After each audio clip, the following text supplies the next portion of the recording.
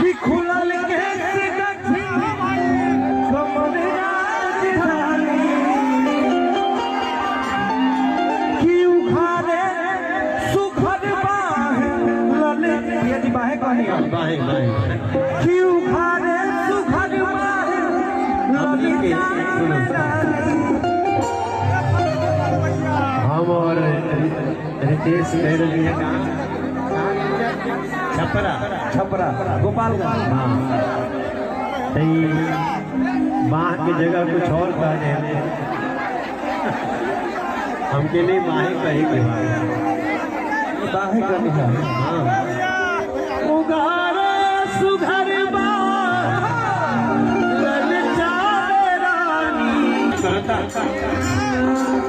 एगो मंत्र सुना दी मंत्र अरे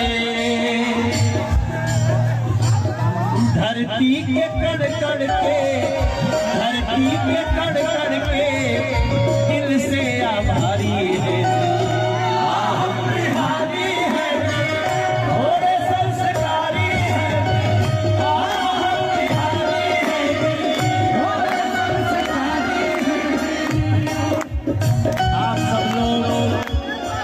सही मायने में तो ये बात बा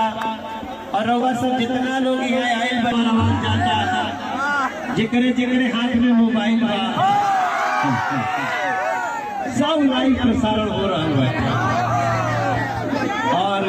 के सामने सही मायने में पूछी तो अंकुश राजा हमन के लिए वो रास्ता दिखौने वाले कि अगर हम शादी करत नहीं था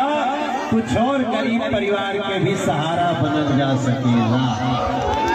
और एक खातिर अंकुश बाबू राजा तो लोग के बहुत बहुत आशीर्वाद और यही सब बात से इंसान के वो नया पहचान बनेला।